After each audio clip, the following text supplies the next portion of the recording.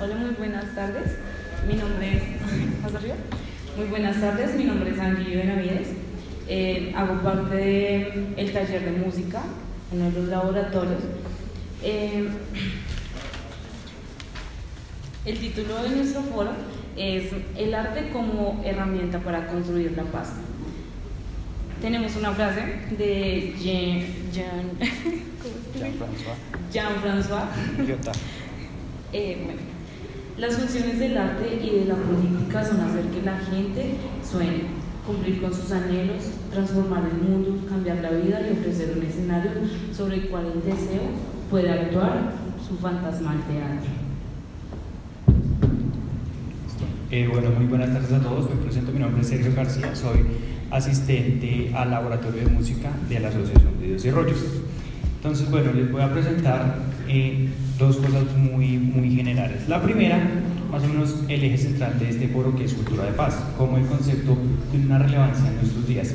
Y la segunda, una aproximación histórica a lo que es Bosa como territorio, desde la época precolombina hasta lo que pues podemos vivir en nuestros días. Bueno, el concepto de cultura de paz, pues, como les decía, tiene como un auge tras la firma de los acuerdos de paz entre el gobierno de Juan Manuel Santos y la guerrilla de las FARC. Ahí como que empezamos a escuchar el concepto de cultura de paz.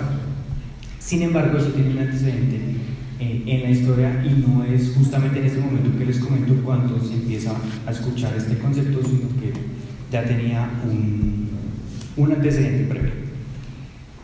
Para que la cultura de paz tenga, digamos así, como un impacto verídico y verificable en la sociedad, es necesario cultivarla desde sus raíces más bajas. Por ejemplo, los niños, enseñarles a los niños desde muy pequeños una serie de, por decirlo así, prácticas que fomentan esta cultura de paz, para que cuando vayan creciendo, esta cultura sea resultado de una construcción conjunta y permita transmitir un mensaje para las generaciones que vienen hacia el futuro.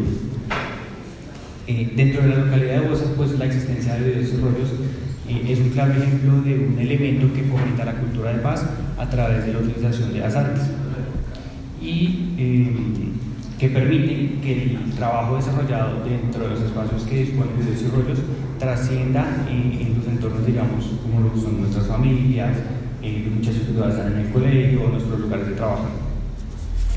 Bueno, vamos a entender primero a Bosa como el territorio. Entonces, Bosa fue anexada a lo que era la ciudad de Bogotá en el año de 1954 bajo el gobierno del general Gustavo Rojas Pinilla. Ahí es donde se convierte en parte de Bogotá, pues antes de ello era una población, digamos así, un pueblito que estaba alejado, pero antes de ser justamente un pueblo era un poblado muisca, el cual estaba gobernado por el cacique de Chotibajo. Hacia la primera mitad del siglo XX, pues como resultado de la violencia bipartidista entre liberales y conservadores, ya sabemos que hay un fenómeno de violencia que se fue acrecentando luego de la muerte de Jorge Eliezer Gaitán. Esto generó el desplazamiento masivo de muchas poblaciones rurales hacia las grandes ciudades, y pues a pesar de que Bosa en ese momento no era parte de Bogotá, su cercanía la convirtió en uno de los lugares que mayor población migrante o desplazada, por decirlo así, acogió luego de este fenómeno de violencia, así como las localidades, por ejemplo, de Busme o Ciudad Bolívar. Esto convirtió a Bosa en una población más de tipo popular, ¿sí? Entonces, donde se asientan personas entre los estratos 1 y 2 en su gran mayoría. Más del 90% de la población de Bosa pertenece a los estratos 1 y 2. Y pues en los días contemporáneos, los días que vivimos hoy en día, enfrenta la llegada masiva de ciudadanos venezolanos, pues resultado de la crisis política, económica, social que atraviesa el país por razones de dominio público. Si lo vemos desde un punto de vista económico, la población de Bosa, pues en su gran mayoría, al pertenecer a estratos 1 y 2, pues es población o empleada o que se emplea a sí misma, pero de manera informal. Esto genera que las personas se desplacen o abandonen Bosa en la mañana, vayan a su lugar de trabajo, que generalmente está ubicado en otras localidades de la ciudad, y regresen en la tarde-noche para pernoctar en la gran mayoría de los casos. Así, pues se genera una problemática en la que, digamos, las familias se ven divididas casi que toda la semana, pues de lunes a viernes, que son los días laborales, es donde este fenómeno se hace repetitivo una y otra vez. Por otra parte, pues hacer una localidad de estratos únicos, el acceso a muchas de las oportunidades, vamos a llamarlas así, básicas que tiene que garantizar el Estado, como por ejemplo la salud o la educación, se ve muy limitada y en gran parte de los casos al poder adquisitivo, al poder económico. Por ende, muchos de los jóvenes que terminan su etapa del colegio tienen básicamente dos opciones: o continuar una carrera, pero, digámoslo así, en instituciones universitarias, quien tenga los medios puede hacerlo. La opción B, el SENA. Y quien no puede acceder a estas opciones tiene la posibilidad o de empezar a trabajar desde muy joven o pues prácticamente quedar como a la deriva, ¿no? Ahora bien, las poblaciones, pues, como les digo, que no consiguen estas alternativas quedan expuestas a problemáticas sociales como son el consumo de sustancias psicoactivas, alcoholismo, embarazos no deseados, entre otras. Aquí es donde Videos y Rollos entra a jugar un papel clave, pues se convierte en una alternativa que permite a estos jóvenes aprovechar su tiempo libre y les instruye a través del arte un medio, por decirlo así, para alejarse de esa situación de riesgo.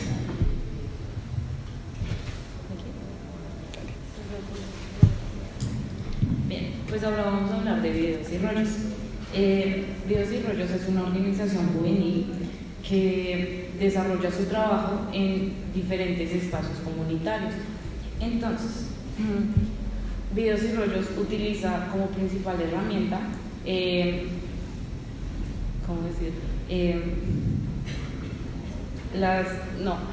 Para transformar, o sea, su principal herramienta para transformar es el arte.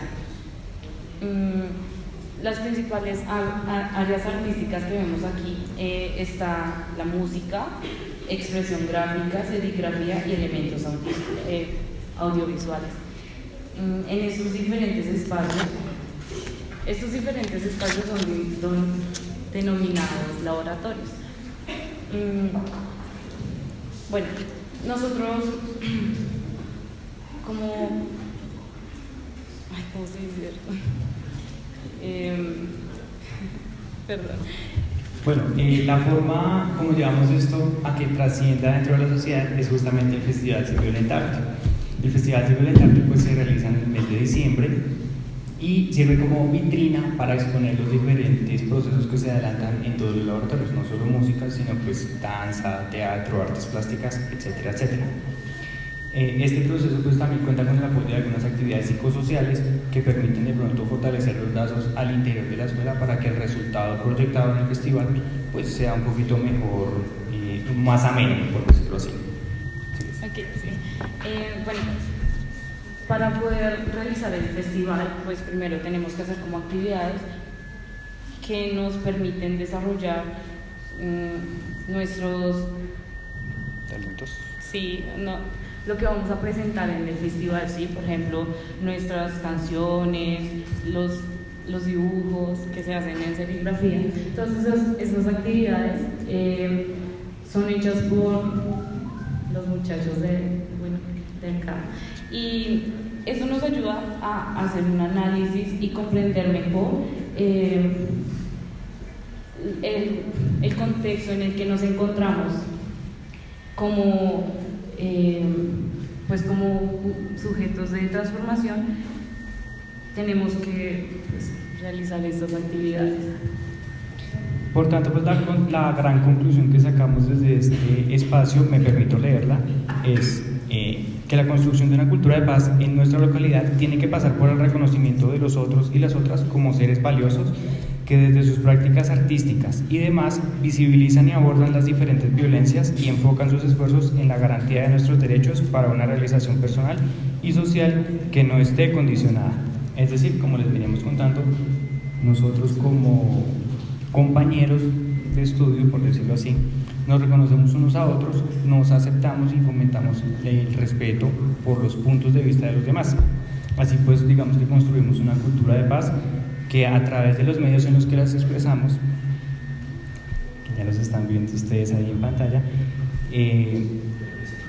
podemos, digamos, contribuir a reducir el fenómeno de la violencia dentro de nuestra sociedad.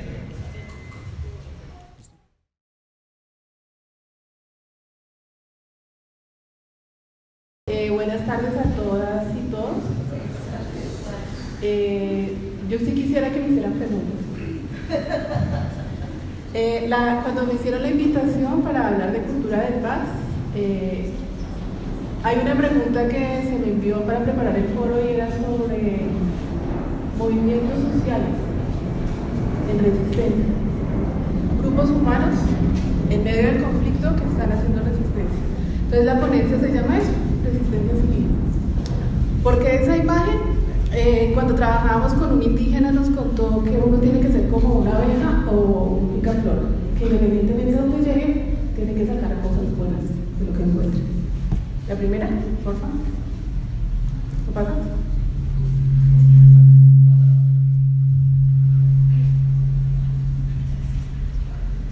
La paz, la gente muchas veces la entiende como ausencia de conflicto.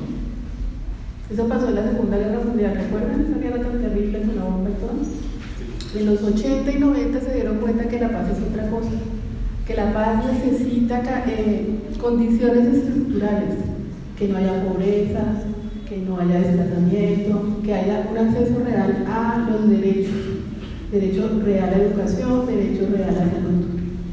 En el caso colombiano, por ejemplo, en el tema de la salud, es bien complicado lo que está pasando. Entonces, un poco la apuesta, la siguiente. Y hay una cosa en Colombia que siempre el territorio está en el eje de disputa. Las poblaciones están siendo desplazadas al interior de las ciudades y al interior del país. Entonces ahí está el tema de construcción de paz, como decía nuestro compañero anterior. Los estudios de los 60 y los 70 se dedicaron a hablar del conflicto, de lo que pasaba internamente y externamente en la guerra, y los marcos normativos están ahí.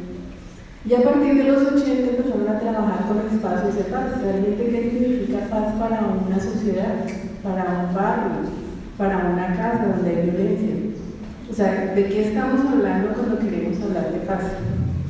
Y el último trabajo en el 2000, si ustedes recuerdan, con el Banco Mundial, ¿recuerdan? Que otro mundo es posible, el movimiento ecológico que es de ustedes, es esto.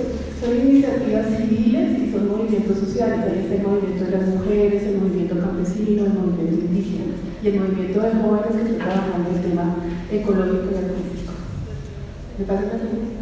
Entonces la cultura de paz aparece en el marco de la ONU en el 99 y lo que le dice a los estados, a las sociedades, es que hay que educar en derechos humanos, que hay que ser respetuosos de los derechos humanos, que tenemos que tener estilos de vida responsables de consumo. Y entonces aparece, por ejemplo, el reciclaje. Entonces empiezan a hablar de las violencias.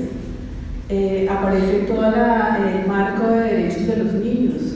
Entonces toda la ley de infancia y adolescencia, las políticas públicas, si ustedes conocen las poblacionales, es a partir también de todo ese trabajo de promoción de derechos. Una pregunta que se me hizo es ¿qué importancia tiene la memoria en la construcción de una cultura de paz y en el contexto de la cultura de paz? Y yo les traigo un ejemplo de Latinoamérica, que es Guatemala. Guatemala tuvo un conflicto muy fuerte, con cosas muy dolorosas, y en el 98, luego de un gran trabajo, se sacó el informe Nunca Más. Y ese informe, ¿se acuerdan ustedes? ¿Lo hayan oído nombrar? Entonces, esa es otra cosa importante de la memoria, que uno necesita saber qué ha pasado para poder construir y guardar esa memoria, porque la memoria también es muy importante para poder planificar a futuro. Entonces ellos se dieron cuenta que en una sociedad que tiene mucha violencia, como en el caso colombiano, la memoria es fundamental para que la gente pueda empezar a hablar y contar y se puedan plantear cosas distintas.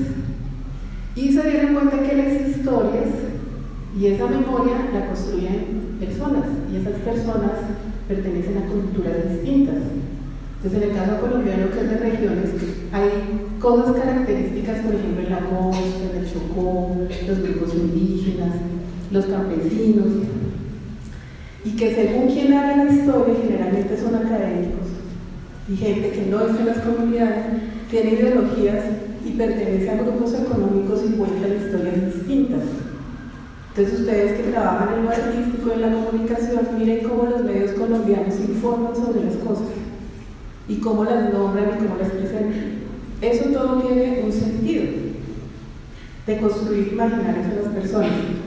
Este informe, para mí, lo más importante en temas de memoria es que aparecen las víctimas.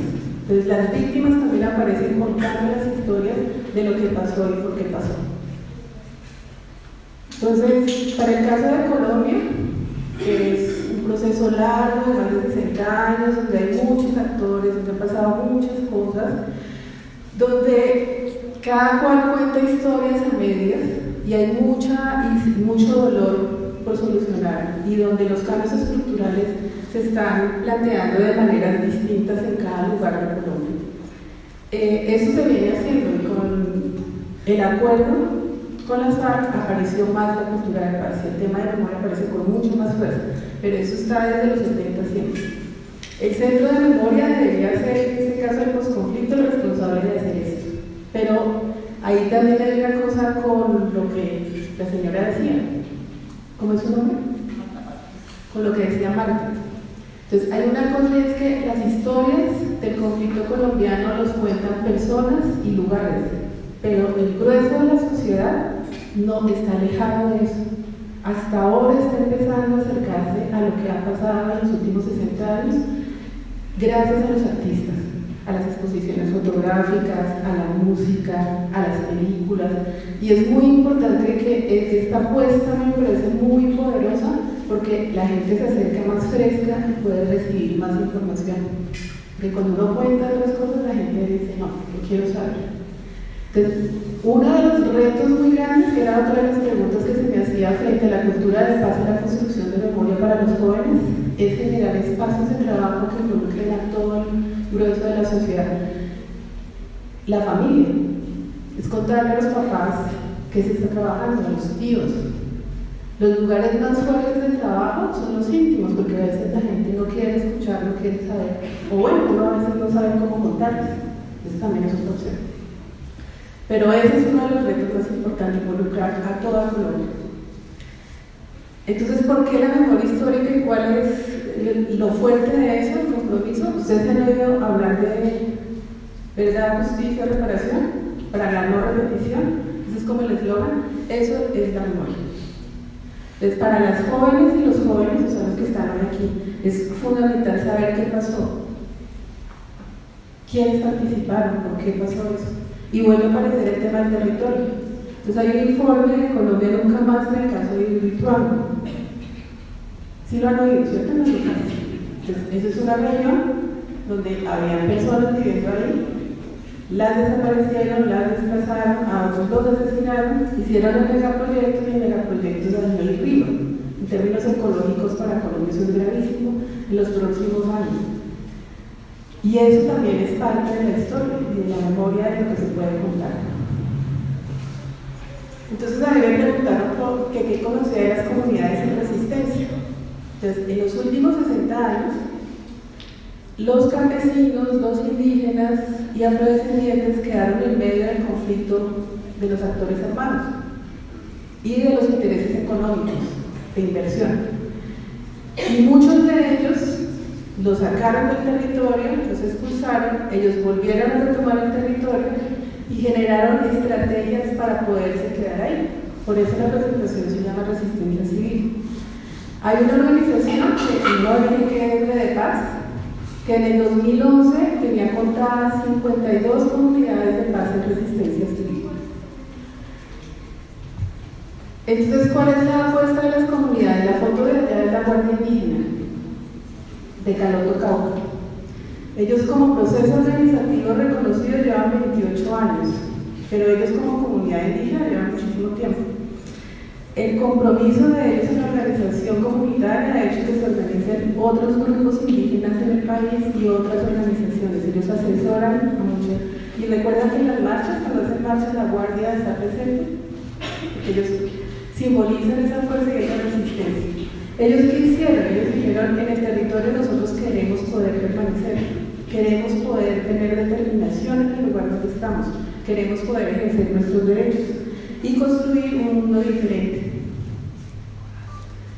El ejemplo me preguntaban lo que me decían era si yo conozco algún ejercicio de comunidades. Cuando estuve en Barcelona nosotros trabajamos con las comunidades de resistencia, las de Cacarica, las del Cauca y en particular las de Apartado. Apartado nació en el 97. Ahí está el mapa, es en el oriente antioqueño, es una zona de tránsito, es muy importante, es una tierra muy rica. Y empezaron a asesinar a los líderes que se organizaron y los desplazaron. La siguiente. Ellos llevan, en el 2017 cumplieron 20 años.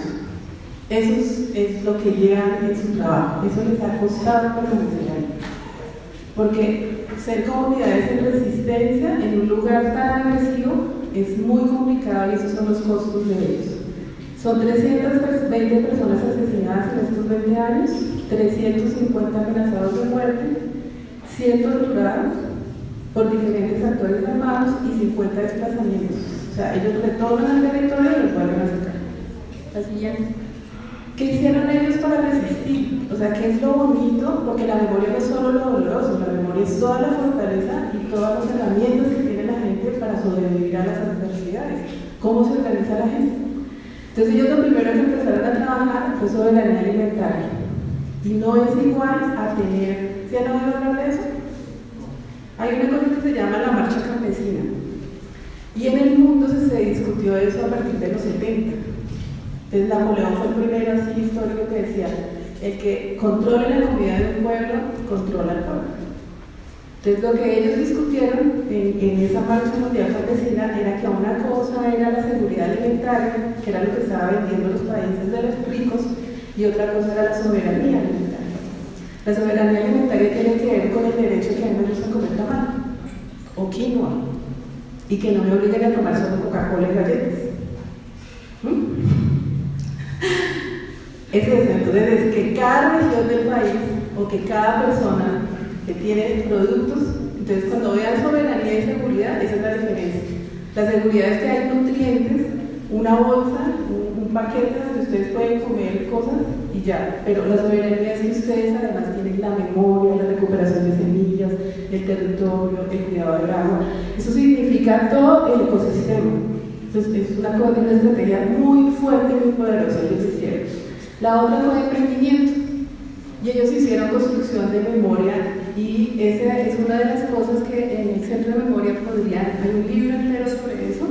Ellos empezaron a hacer un museo de la memoria con todas las personas y todos sus muertos, le contaban a los niños y trajeron gente para hacer la formación.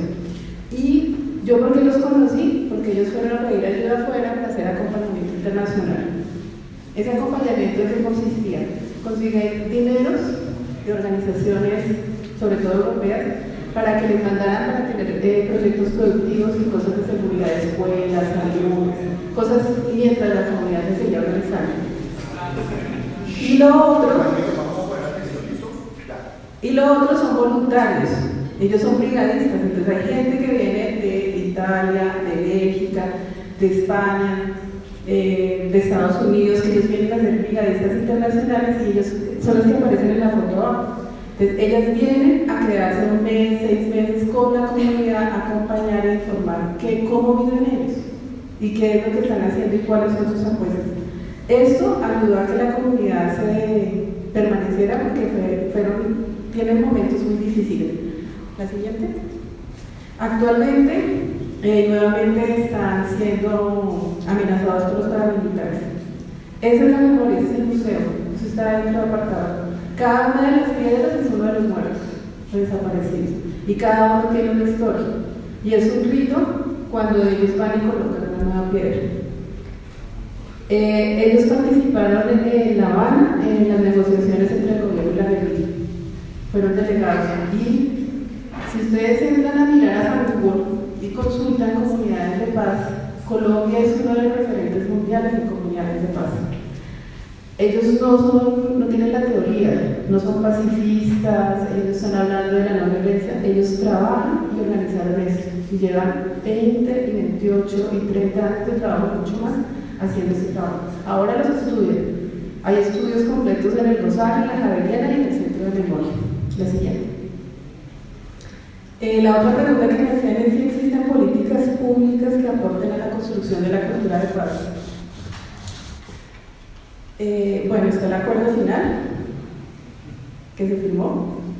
De ese acuerdo solo el 4% se ha implementado, el 51% ni siquiera ha iniciado y están atacando fuertemente la gente, que es el instrumento para lograr tener el marco de verdad también, de justicia y de verdad. Y ahí coloqué las cantoras de Bojayá porque ellas, ¿recuerdan qué pasó con ellas? ¿Sí? ¿Lo saben? Mira, ya hay que Ellos cantaron cuando en el acuerdo de paz, como un símbolo a la voz de las mujeres que han luchado por la paz y que han muerto por la paz. Es eso, y en esa comisión se logró que un grupo de mujeres pudiera participar en la discusión del acuerdo.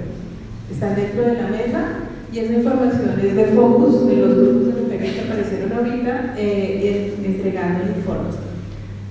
Se negociaron temas de derechos de mujeres muy importantes.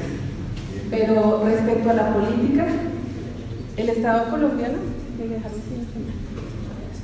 hola. ¿Ya? Frente a las políticas, si quieres, pásala por favor. Colombia es de los estados que más tiene leyes y que más tiene políticas y que más tiene decretos, pero eso no asegura que las cosas se hagan. Entonces, la otra pregunta que se me hacía era ¿cuáles son los retos para los jóvenes en la construcción de la cultura de paz? Una, pues, estar pendientes de la memoria y otra, conocer esto. Entonces, ahí yo les coloqué un ejemplo, y es que ahí están esos consejos de paz que aparecieron en el 98. Eso fue una obligación del Estado. No se hizo nada, no se implementaron sino muy pocos. Luego de la firma del acuerdo, volvieron a aparecer en el 2017 y ellos dicen, claro, ¿se acuerdan la primera definición de paz? Que son temas estructurales, no solo que no haya conflictos, sino temas estructurales de pobreza, ejercicio de derechos, acceso real a los derechos. Entonces volvieron a implementar eso. Entonces hay que conocer qué hay dentro de eso, y la otra cosa es qué dinero se le deja a eso y por cuánto tiempo va a estar eso ahí. Porque entonces ahí me dicen, listo, usted tiene las llaves del carro, ahora cómprese el carro. Yo no tengo trabajo, o sea, no tengo nada, es una ilusión. Entonces, políticas públicas sí hay. Hay marcos legislativos, sí hay marcos normativos, sí. Pero hay que hacer mucho seguimiento, que era un poco lo que decía Marta, y es estar haciendo veeduría, porque si no, eso no se cumple. Entonces, yo les puse solo ese ejemplo de esos consejos de paz, que están desde el 98 y no ha funcionado. Y la última pregunta para la ponencia era cuáles eran los retos para los jóvenes y las jóvenes en términos de construcción de cultura de paz. Uno, saber que hay mucha corrupción en el Estado y que los recursos se pierden en el camino. La otra es la impunidad. Esos son los datos de líderes sociales asesinados en estos años. La cifra uno lo deja abismado, y lo que decía Marta ayer con el asesinato de la líder en Tierra Alta, uno pues le da mucho dolor, mucha rabia, pero también hay lecciones. Por eso yo les mostraba lo de apartado, ellos llevan 20 años, los indígenas llevan todo el tiempo. Entonces hay que resistir y organizarse para poder seguir adelante. ¿Listo? La siguiente. Y recuerdan cuando empezamos a hablar que uno de los temas centrales del conflicto en Colombia es el territorio y los megaproyectos. Miren a esta otra vez. Entonces, de todos esos líderes asesinados, esos son datos que salieron en el Espectador la semana pasada, el 81.39% está relacionado con temas agrarios y del territorio. O sea, donde van a ver o tienen planeado proyectos o megaproyectos ahí de minería, de extracción. Entonces vuelve otra vez a aparecer el tema del territorio. Y recuerda, por ejemplo, Santurbán, el tema del agua, que la gente no quiere intervenir, eso es territorio también. Esos son los temas de desplazamiento, señora. Entonces, cuando uno ve esos datos, uno dice, a las jóvenes y los jóvenes les toca primero, yo insisto, deben conocer muchas fuentes, pero deben revisar qué ha pasado. No se compran un chocolate y se sienten. Hay mucho ahorita en red, en el centro de memoria, que pueden aprovechar. Humanas tiene informes sobre el tema de mujeres. Focus tiene todo el tema de la Comisión de Mujeres en el marco del acuerdo. Entonces es fácil que ustedes pueden acceder y encontrar materiales. Ahí dice el 81% de la población fue civil en esos años. Y todos los desaparecidos, aquí yo le coloqué lo de las madres de Soacha. ¿Listo? ¿Qué retos? Los mismos problemas que tenemos hace 60 años: el narcotráfico, la minería, la pobreza, el desplazamiento. ¿La siguiente?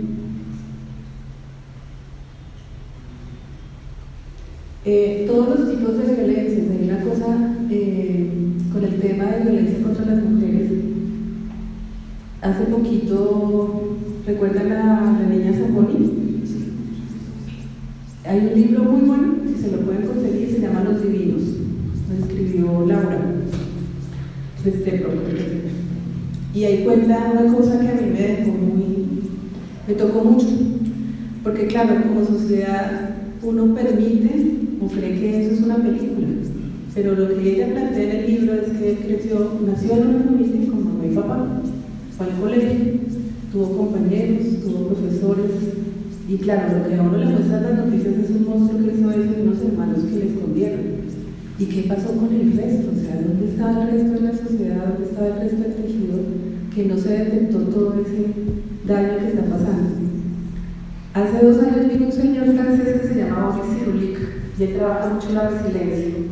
Y él decía que los años posteriores a los acuerdos frente al conflicto, la violencia en las ciudades aumenta. Y la violencia que más se dispara es la violencia intrafamiliar. Porque esos escenarios pasan a otros lugares. Esos ejercicios. Entonces, es muy importante en los temas de construcción de paz, cuando ustedes se lo estén pensando, cómo trabajar relaciones distintas entre hombres y mujeres. Y son pequeñas violencias, o sea, lo que pasa en el colegio, el matoneo, los tratos que se reciben en la casa, cómo se trata mamá, papá, hermanos, tíos. Eso tiene que ver con la cultura de paz. No solo son las violencias estructurales, sino son todas. Y el primer lugar de trabajar cultura de paz es en las casas con uno mismo y con los que uno quiere, con sus pares. El fortalecimiento del tejido social, a mí este acuerdo me parece muy poderoso porque uno se tiene que mirar con nosotros. Lo que han logrado hacer con la sensación de inseguridad es que uno, claro, que llegan venezolanos, que se suelen integrar a los milenios, que no hablan con el celular, entonces la gente ya no se habla, la gente ya no quiere preguntar en la calle, la gente ya no se mira a los ojos. Entonces, esto también es súper fuerte para lugares de encuentro, tomarse un café, no sé si ustedes toman cola. Bueno, ustedes tomarán jugo ahora, ¿no? No son veganos. Pero encontrarse y contarse, encontrarse para ver una película, encontrarse para hacer música, encontrarse para pintar, o sea, que haya temas que eso les genere confianza, porque eso es solidaridad. Porque si yo no conozco al otro que está al lado, aunque le duele, de dónde viene, uno no sabe cómo ayudarle, cómo estar ahí. Eso es tejer ese tejido social. Lo otro es el ejercicio real de derechos. Entonces, Colombia, en marco, deberíamos tener derechos todos. No tenemos derecho a la salud y no hay derechos reales de educación. O sea, no es igual salir del gimnasio moderno que salir del INE a la hora de competir de manera real. Y eso son cambios estructurales que si no se dan, pues no va a haber paso. Y también reconocer las fortalezas que tiene la gente. Entonces, si ustedes necesitan hablar con sus abuelos, ellos hacían las cosas más tenaces y sacaron a la familia adelante, como dicen ellos, no las mamás, las personas desplazadas, las mujeres cabezas de familia, que no sé que les digan así, las mujeres que les toca con toda la red trabajar con la familia. Entonces, toda esa fuerza está ahí y sí se debe reconocer. Y Y eso también se debe mostrar en los cuadros, en los grabados, pueden ser temas para hablar. ¿Ustedes han oído de Calle 13 Latinoamérica? Eso, es eso. Esa fuerza también está ahí, eso hace parte de la memoria. La siguiente. Y un poco es eso, la solidaridad, hay que organizarse. Mire, un amigo me mandó 4 minutos de grabación del gobernador de Pasto. Y entonces él decía que en otros países del mundo pasan cosas y se pueden hacer y se puede soñar. Y claro, puede haber corrupción, pero la gente deja. Pero en ese país hay gente que no quiere, está cómoda, llevan 60 años y son los mismos con las mismas y son muy inteligentes. Entonces la solidaridad y la organización, porque ellos son muy inteligentes y ustedes también son muy inteligentes. Entonces uno también se la tiene que... La resistencia yo creo que se la juega también en organizarse de maneras distintas. Y ustedes tienen opciones distintas. Muy seguramente no van a ser las de nosotros, van a ser otros. Y tienen que tener apuestas de futuro. ¿Se acuerdan? Cuando yo estaba chiquita me decían que tenía que soñar mucho para que lograra algo. Entonces, a mí sí me parece que en ese ejercicio toca ponerlos todos y apostarles, además porque nos ha costado mucho llegar a donde estamos ahora. Poder sentarnos a hablar aquí hoy, que hay un acuerdo, que han pasado cosas, que empezaron a salir las cifras, ustedes no saben el esfuerzo y los costos humanos que ha llevado eso, mucho tiempo. Entonces es muy importante reconocer eso y honrarlo también. El siguiente. Y nada, en la memoria. Desde los abuelos hasta que ustedes sueñen. Y no se desanimen, yo sé que no es fácil, pero bueno, tampoco es imposible. Eso es lo que les quería contar de la resistencia civil. Muchas gracias.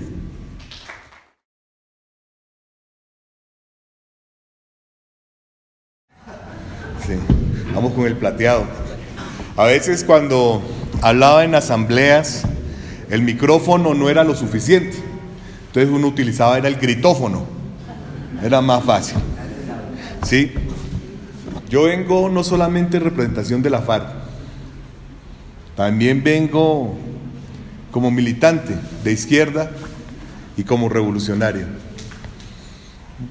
Como una persona que de pronto se ha de reconocer que estuvo en la FAREP, lo único que haré es generar en mi espalda una diana para las balas que recogerán en copas sangre que aumentará la desidia gubernamental para simplemente generar un camino escabroso y rechazar la paz bajo el odio de la exclusión, de la mala presentación de un grupo armado. Entonces me dicen a mí, por ejemplo, en las preguntas, ¿qué es la memoria? ¿Que por qué la necesidad de la memoria histórica? Vamos a mirar qué es la necesidad de la memoria histórica desde dos enfoques. Vamos a ponerle esto dinamismo, ¿verdad?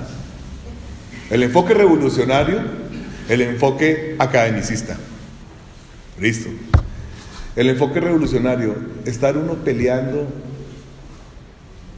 por su patria, estar uno peleando por sus necesidades sociales, estar uno en conflicto por la realidad del comemierdismo diario, o sea, de uno estar soportando todas esas injusticias, toda esa pobreza de donde uno es, porque yo no soy cachaco, yo soy costeño, se me nota la cáscara de guineo todavía y lo corroncho. Y entonces llegan y le dicen, bueno, Jorge, ¿y tú qué? No, hombre, pero yo allá vivía en mi tierra y mi familia campesina. ¿Y qué? ¿Y por qué tú te pegaste a la guerrilla? ¿Y por cuál es el cuento? No, joder, hermano, porque es que me mataron de... Mi abuelito era bastante liberado, bastante intenso y activo. Tuvo 17 hijos. ¿Sí? Con la misma, tuvo con la misma sí, pero con 3 esposas diferentes. 3 esposas diferentes, 17 tíos. Y tengo por ahí otros tíos no reconocidos, ¿sí?, que le suman más o menos 21 hijos. Entonces imagínense. Y el hombre vendía ganado. Entonces, como vendía ganado en esa época, imagínense, mi mamá tiene 84 años y nació, mi papá se murió este año, tenía 87 años. También estuvo conmigo en los movimientos de izquierda. Nació en 1931, o sea que imagínate, mi abuelo nació en el siglo pasado. Eso es historia, no joda, que nadie quiere ni saber. ¿Sí? Pero lo procaz de mi abuelo, lo pertinente a su libertinaje, le permitió a él tener mujer en Santa Marta, en Barranquilla, acá en Noción, ¿no? Ese abuelo, no joda. Y en Córdoba, ahí en un pueblito olvidado de Dios. Un pueblito que colinda en esas épocas con toda la realidad de esa expansión de los que se crían españoles. Ahí empieza la exclusión. Aquellos libertarios españoles, uy, puta, qué contradicción. La gesta revolucionaria conformada por libertarios españoles, chimbo. Simplemente un cambio de poder en una gesta revolucionaria de hace 200 años, unos a favor de España, otros a favor de una Latinoamérica unida, así como dice la canción, la que Bolívar soñó. Eso es una frase de Bolívar. ¿Y por qué esa frase? Porque la realidad de explotación y de la matanza del imperio español, que para la época de la conquista sobre Latinoamérica fue simplemente bañar en sangre todos nuestros territorios.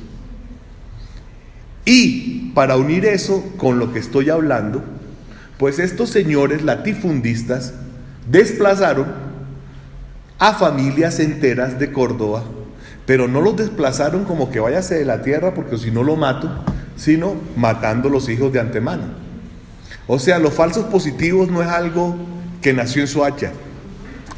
Los falsos positivos en Colombia son aú como los lobos, como cuando le preguntaban a mi abuelo, y bueno, ¿y cuántas mujeres tienes? Aú, no me acuerdo. Así más o menos. Entonces, así el falso positivo me dejó a mí, en mi familia cordobés, un tío muerto y 3 primos muertos. Y resulta pues que yo tenía grandes cariños por mis primos, entonces eso lo enfada a uno. Y ante todo lo que dijo la compañera, lo llena a uno de odio. Y sobre todo lo llena de uno de odio porque ellos lo que tenían era 1,5 hectáreas, y en 1,5 hectáreas, en una inteligencia bastante grande, tenían unas productividades agrícolas que le permitían vivir.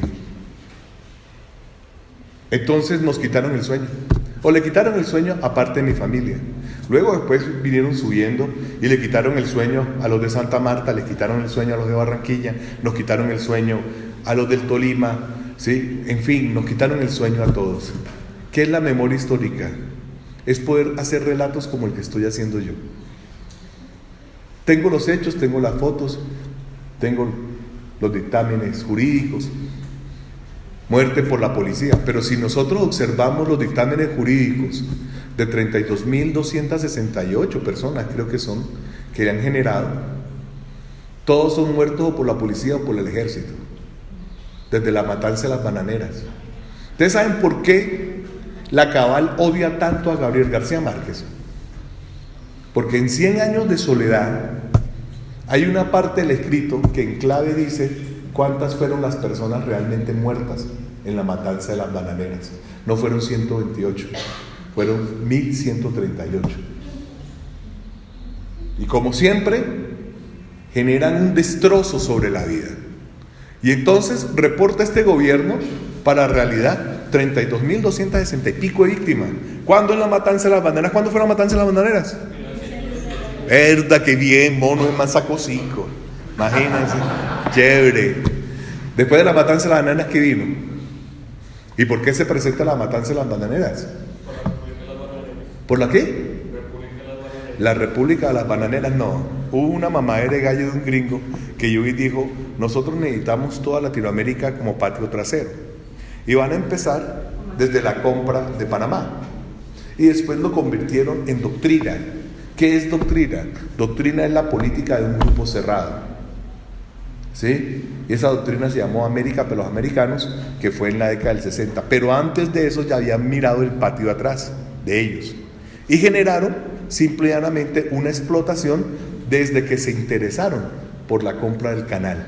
¿Sobre qué? Sobre Latinoamérica, generando una explotación ¿de qué? de lo más preciado que tenía Latinoamérica, y que había algunos rasgos allá en las costas del Golfo de México y en Miami, que era ¿qué? El calorcito, el solcito, por lo cual yo soy negrito, ¿sí? Y pues estaba todo eso con unas grandes frutas, y sobre todo les dijeron, más abajo hay frutas más exóticas. Y por supuesto la explotación de esas cantidades de frutas hacían en el mercado agrícola internacional pues generar unos procesos de potencia. ¿Cuáles eran las grandes realidades de esa época? Petróleo y explotación agrícola. Por eso eran las primeras revoluciones. O sea, antes de la revolución industrial está la revolución agrícola. Y por supuesto los gringos tenían que empoderarse y apoderarse. ¿De qué? De su patio trasero, como siempre nos han nombrado. Por eso nos llamaban las repúblicas bananeras, de Banana Republic. Y son tan descarados, para que nosotros tengamos un hito de separación de eso, que sacaron una marca de ropa que se llamaba Banana Republic.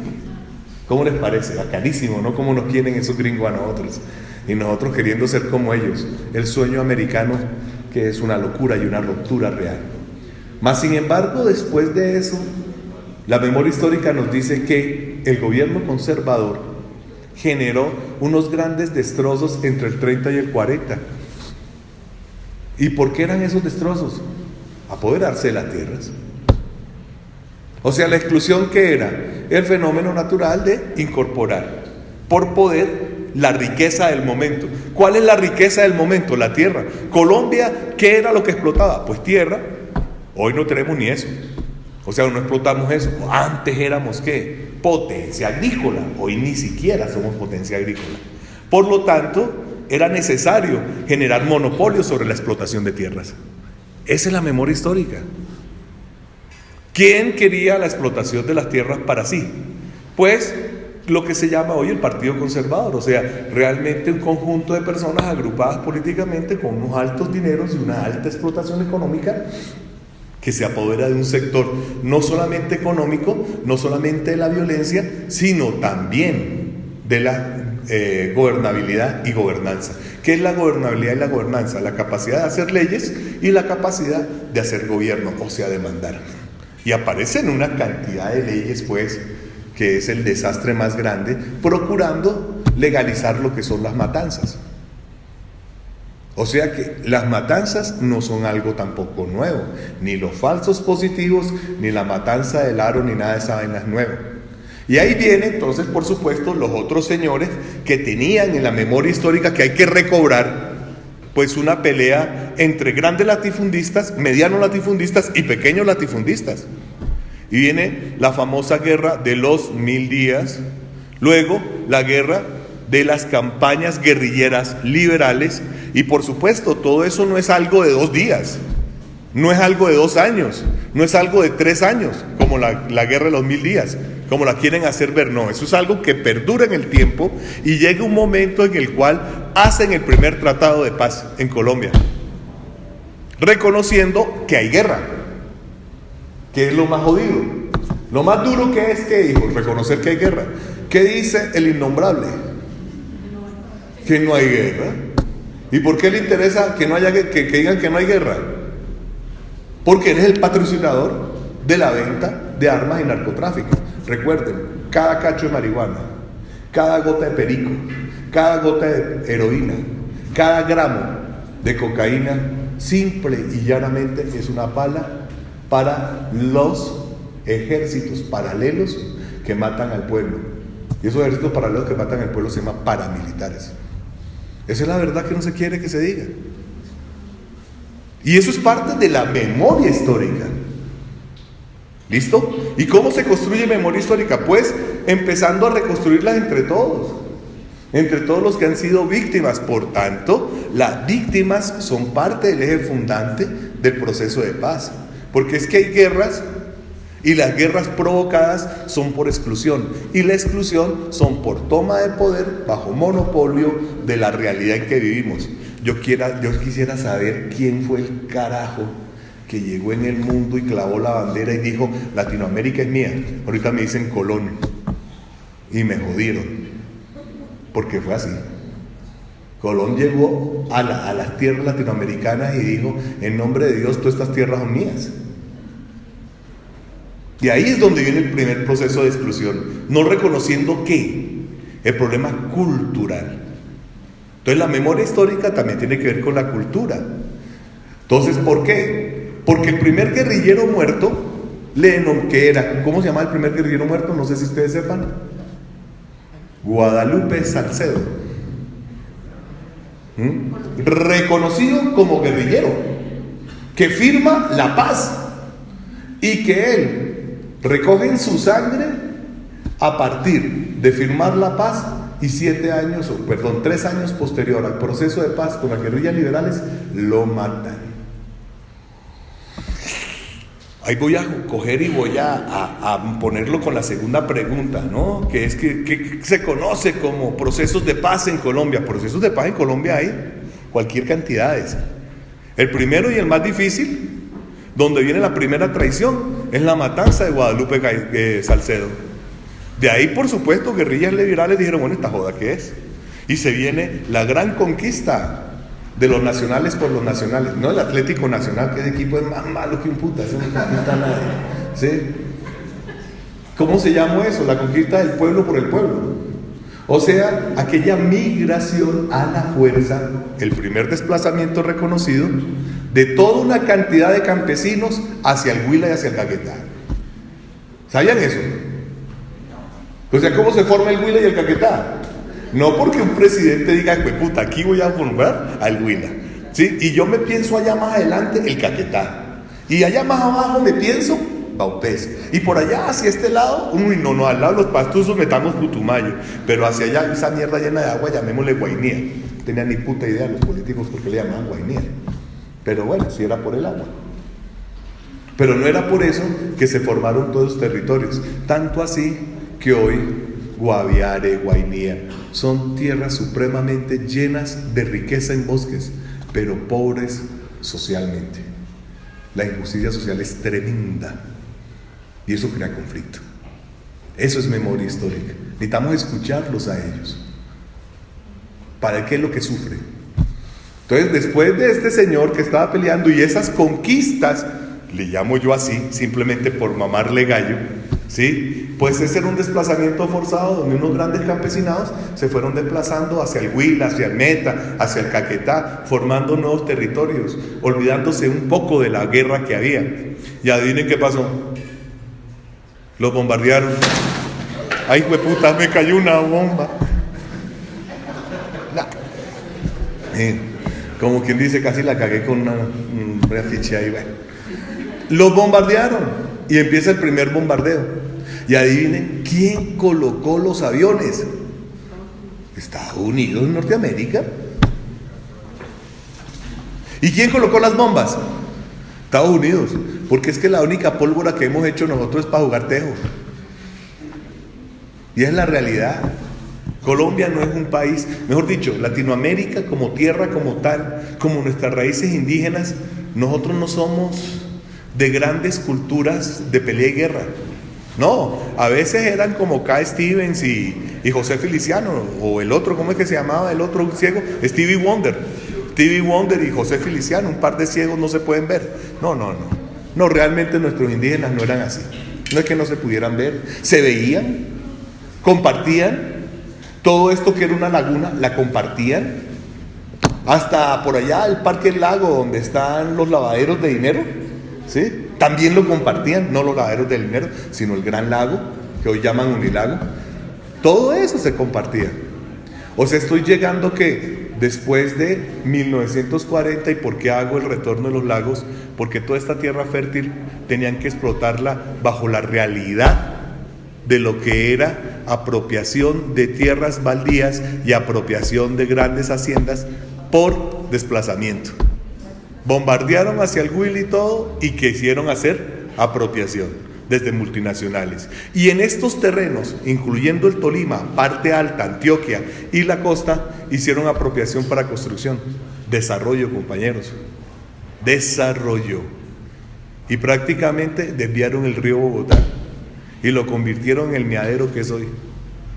Porque eso es un gran urinal, lo que viene. ¿Le han metido un peso? No le han metido un peso.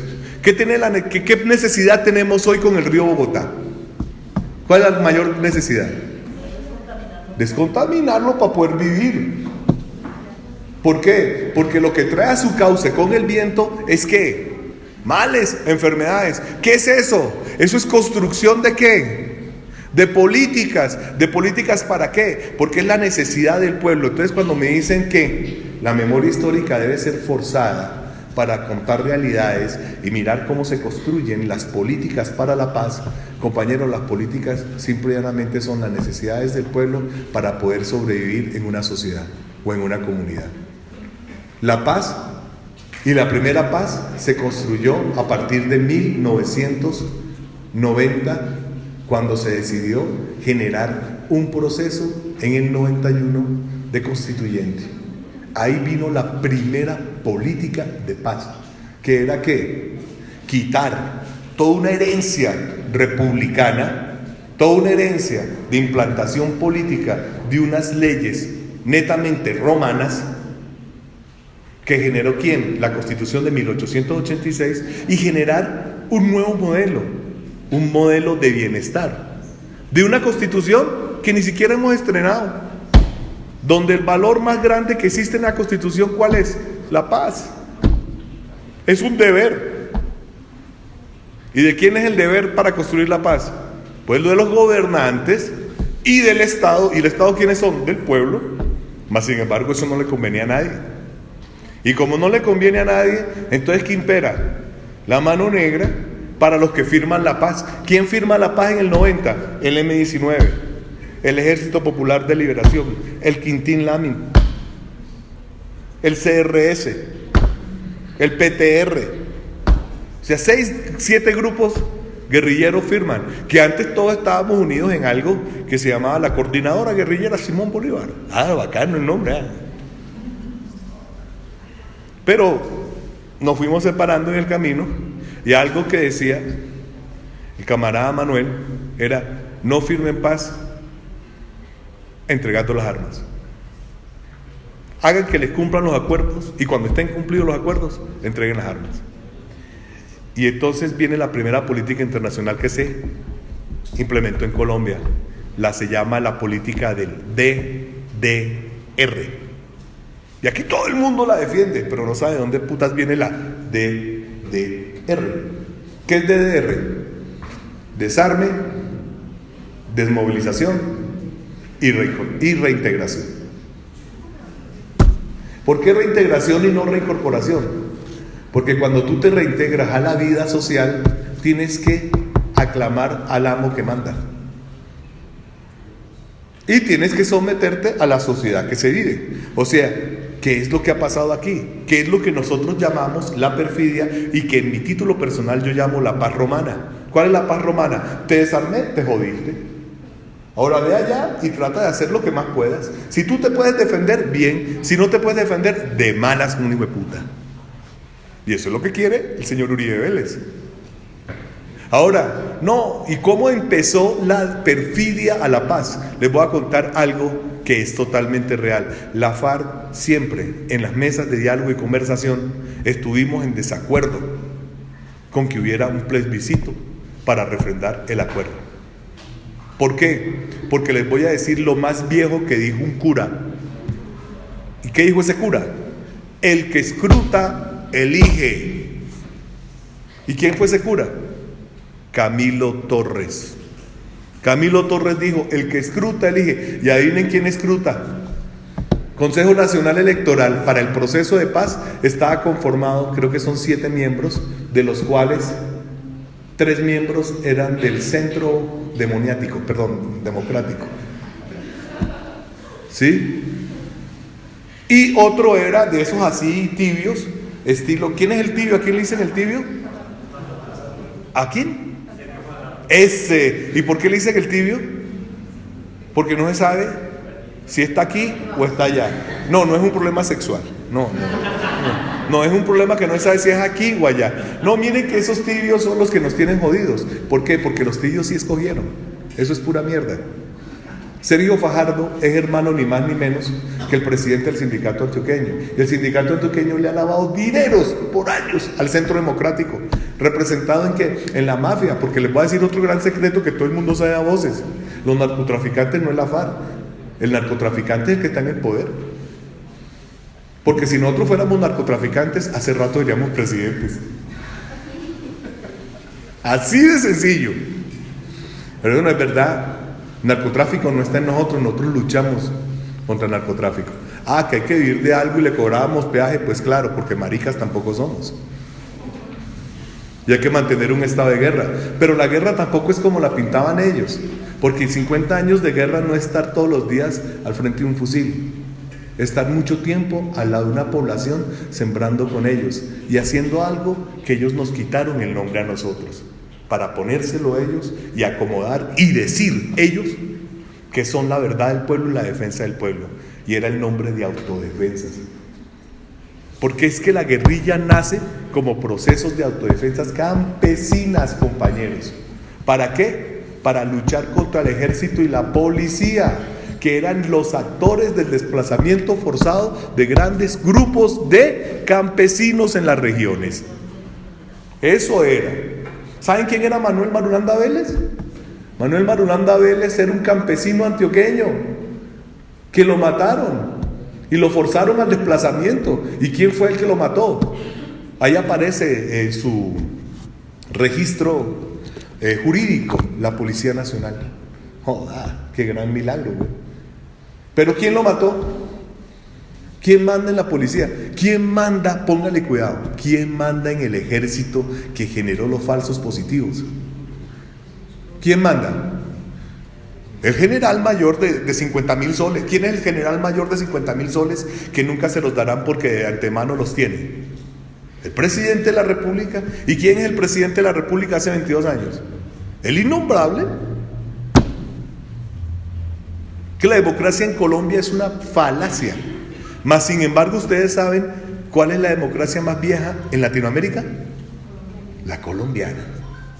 Es increíble, ¿no? Que nos llamemos democracia y somos el país con más muertos, somos el país con más víctimas, somos el país con más derramamiento de sangre, somos el país que a cada proceso de paz lo acompañamos de cántaros de sangre para que la paz se olvide por autonomacia y por depresión. ¿Y saben por qué? Porque a todos ustedes, compañeros, los acostumbraron a la guerra, pero más que a la guerra, a la ignominia, y los acostumbraron a ver sangre. ¿Por qué? Porque nosotros tenemos al mejor conductor de experiencias, la caja idiota, la televisión, del televisor. Y tenemos los mejores actores de la caja idiota, los manipuladores de opinión, los noticieros. Y por supuesto, fíjense, está en un enredo hoy grande el señor Uribe Vélez. ¿Y qué hace? No, pues fácil. Vamos todos, estado de opinión, estado de opinión. ¿Ustedes saben quién fue el primer país que se autonombró país, gobierno, imperio por un estado de opinión? El régimen fascista de Adolfo Hitler. Entonces esta loca que quiere mantenernos a todos en guerra, y le digo así porque no lo respeto para nada. ¿Y por qué no lo respeto para nada? Porque nosotros debemos también quitarnos la cara y la faceta de hipocresía. Miren, ni siquiera Mandela, cuando firma la paz, es tan huevón que ella dice, como quiere decirle Diana Turbay, ¿qué se llama? La historiadora. No, es que mire, él le dijo, perdona a todo el mundo. Yo los perdono. ¿Cuál perdonó? Ni qué hijo de puta, eso no fue así. Fueron 27 años presos. Se ganó su libertad porque cumplió la condena. Y cuando salió, no, yo los perdono a todo el mundo, no es una frase de cajón, chimba. Aquí vamos a hacer un proceso de autogobierno y vamos a generar una comisión de la verdad. Porque la comisión de la verdad tiene que traer la memoria histórica de todas las matanzas y violaciones. Y, ante todo, de aquellos procesos de desalojo de tierras que ustedes han generado desde el apartheid y todas sus acciones, para poder generar una vida en común. Eso es otra cosa. Eso no fue que yo los perdone y venga y besitos. No, homosexuales sí no. Porque eso ni siquiera fue así. Entonces es un modelo de paz. Ese modelo de paz, ¿cómo se llama? Por compartición y autogobierno. Y resulta que el otro modelo de paz, ¿sí?, que se llama el DDR, fue el que nos implementaron a nosotros, cuando nosotros creamos otro modelo de paz. ¿Cuál era el modelo de paz?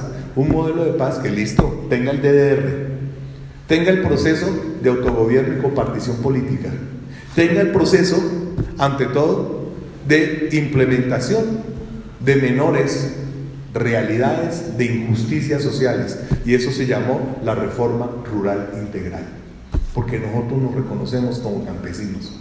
Y en esa reforma rural integral, ¿qué queríamos? ¿Ustedes creen que la FARC son 28 millones de colombianos, por decir que somos la mitad más o menos? No, a nosotros nos censaron y dijeron que éramos 14.000. ¿Listo? O sea, no nos vamos a apoderar cada uno de millones de hectáreas. La reforma rural integral era para el pueblo colombiano y es para el pueblo colombiano. Y es nuestro sueño de paz. Que Colombia pueda volver su campesinado, ustedes que son campesinos, yo que soy campesino, a tener la tierra como solvento y motor e impulso de la economía. Y no tengamos que salir a comprar Kellogg's, ni Coca-Cola, ni arroz plástico, ¿sí?, ni pollos engordados a la fuerza, ¿sí? Que esos pollos engordados a la fuerza con purina, decía un amigo que también le generaba un engorde a la fuerza y una deflexión en el trasero a ciertas personas. Imagínense eso. Yo decía, no puede ser. Aquí hay una amiga médica, de pronto me lo podrá corroborar o no, ¿sí? Pero la realidad, compañero, es que nosotros hemos estado sometidos a unos procesos en los cuales la primera política de paz que se generó fue la necesidad de vivir en paz. Pero vivir en paz, ¿qué es? Vivir con justicia social, vivir donde el pueblo aclame su libertad bajo el conocimiento. Por eso la reforma rural integral lo que traía era un desarrollo educativo en la ruralidad. Pero también vivir educativamente en la ruralidad es que en la ruralidad hay internet y haya servicios públicos, porque si hay internet, pues porque hay luz, ¿no? Y hay agua, porque si no se baña uno, pues imagínese, por más internet que haya, nadie se le acerca. Entonces tiene que haber servicios públicos, tiene que haber los medios de comunicación. Estamos en la revolución industrial de la cuarta ola, o sea, la ola de la información. Por tanto, internet, que tiene grandes portales gratuitos en libros y todo, debería ser la biblioteca que necesita el pueblo para poder enterarse. Y ante todo, como los medios los manejan los lavadores de dinero, sí, Caracol y la radiocadena nazista son manejadas realmente por Ardila Lule y el combo de Planeta, el combo más fascista español, pues hombre, dejen ustedes que las noticias las vean poquitos, y los canales de YouTube, la televisión gratuita por internet, sean los medios que informen al pueblo. Eso realmente es libertad.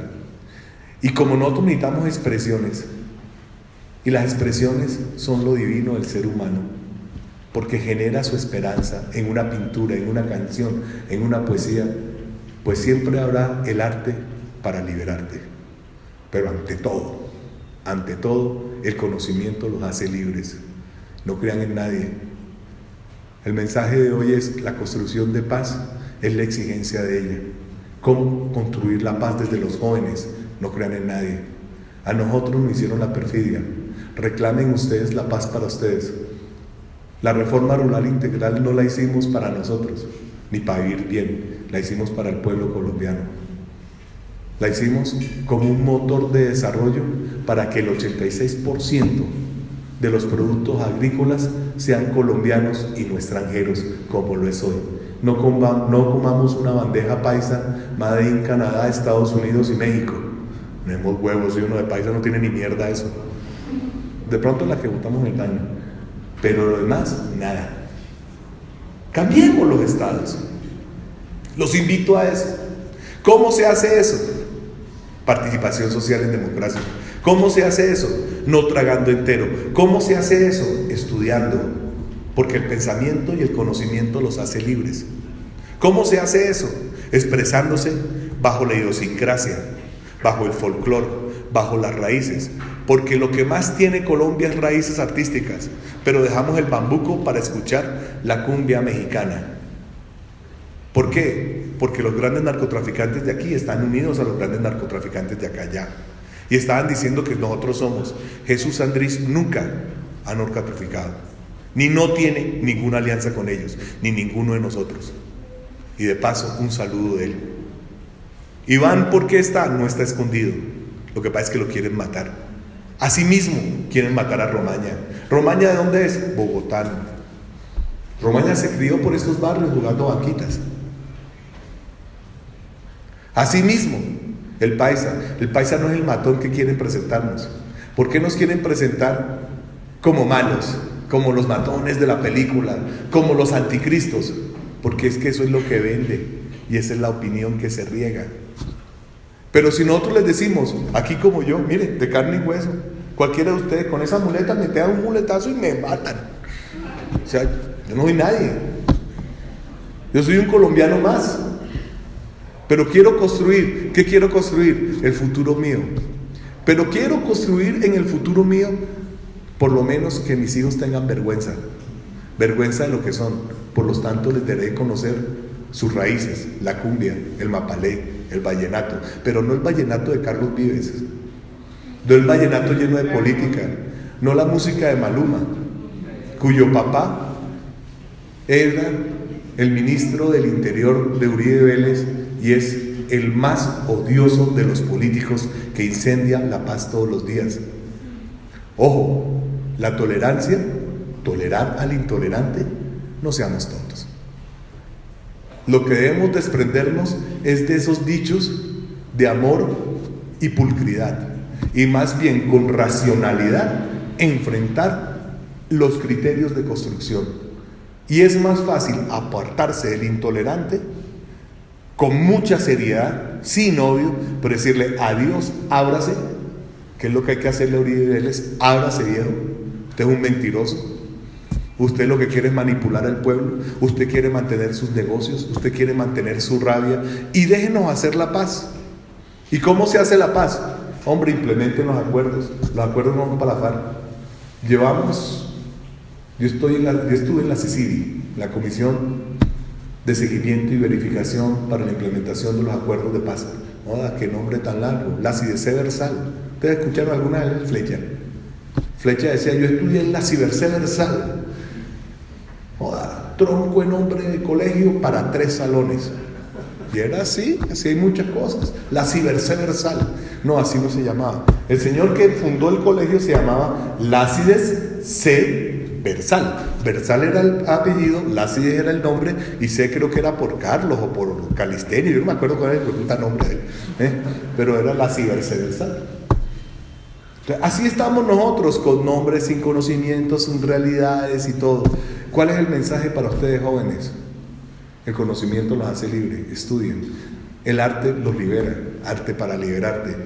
La memoria histórica es la construcción de múltiples facetas, desde las víctimas hasta sus necesidades políticas. Ustedes ya son memoria histórica en el evento en el cual sufren la desgracia de la injusticia social. Ustedes todos los días paren para poder salir de su casa y comer algo. Y si no son ustedes, son sus padres. Es increíble que nosotros vivamos teniendo en cuenta que nuestra juventud trabaja sin poderse educar para poder transformar el país. Y nos hagamos los ojos ciegos. Eso se llama injusticia social. La justicia social viene desde nosotros mismos. ¿Y cómo la imperemos? Ellos son menos, nosotros somos más. ¿Y cómo hay que luchar? Sí, les voy a decir algo. Combinando las diferentes formas de lucha. Nosotros entregamos las armas, no las retomen. ¿Es un error? No. Porque las armas generan revolución. Pero hoy estamos llenos de 26,000 soldados norteamericanos que lo que van a generar es una masacre en Colombia si se retoman las armas. Y yo no quiero eso para los jóvenes colombianos. Yo lo que quiero es un grito de libertad bajo el conocimiento y bajo la justicia social que ustedes pueden construir. Gracias. Preguntas, por favor.